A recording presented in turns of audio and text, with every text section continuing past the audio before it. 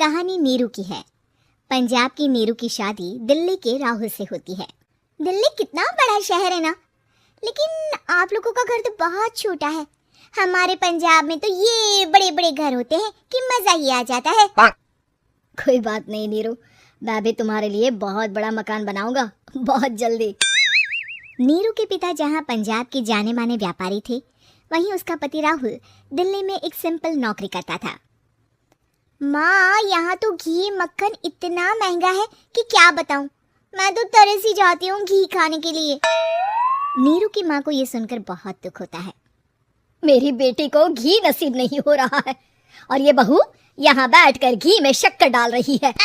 देख वनिता, मैं साफ कह रही हूँ, इस घर में जितना घी आएगा उतना ही मेरी बेटी के घर दिल्ली भी जाएगा। अरे ये क्या बात होती है माँ जी? बेटी का उतना ही करो जो अच्छा लगे। अब क्या मायके से घी और मक्खन तक की सप्लाई करोगी आप? हाँ, मेरी बेटी किसी चीज को तरसे मुझसे बर्दाश्त नहीं होता। अब क्या था, नीरू के मायके में 2 किलो घी आता तो 2 किलो दिल्ली जाता नीरू के पास। एक दिन, माँ बड़ी गर्मी पड़ती है दिल्ली में।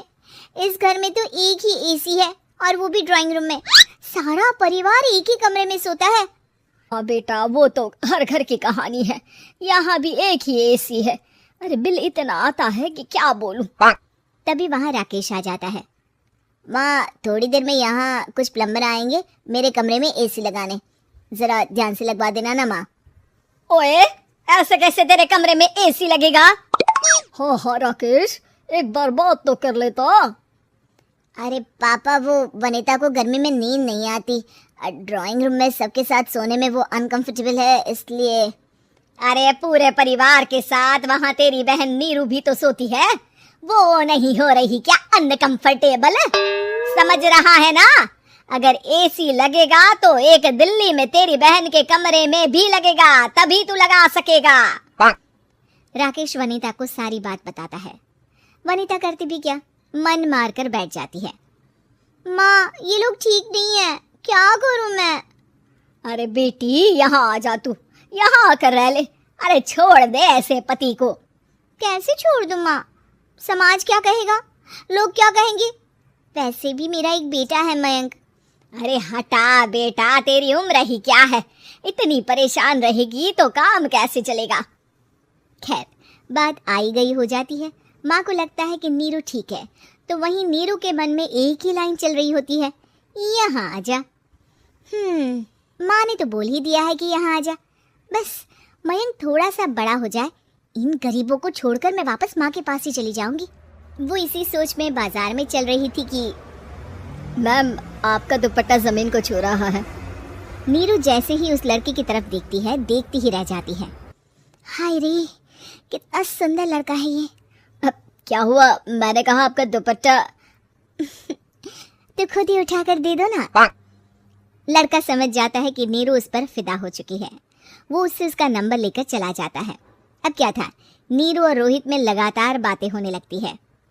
मैं हरियाणा का रहने वाला हूँ, यहाँ एक बड़ी कंपनी का मैनेजर हूँ। अच्छा, और कितने बच्चे हैं तुम्हारे? बच्चे? अरे मेरी तो शादी भी नहीं हुई है। तुम बताओ, शादी करोगी? नीरू शर्मा जाती है। अब लेकिन मैं तो पहले से ही शादीशुदा हूँ। मुझे फर्क नहीं पड़ता, बस तुम शादी कर लो, भाग चलते हैं। बहुत पैसे वाला हूँ मैं, हमेशा खुश रखूंगा तुम्हें। नीरू रोहित से मिलकर सारा प्लान बना लेती है और फिर एक दिन घर से भाग जाती है। दोनों शादी कर लेते हैं। शादी के बाद, क्या बात है नीरू, तुम्हें परेशान सा देखता हूँ, सब ठीक तो है ना? हाँ हाँ, सब ठीक है।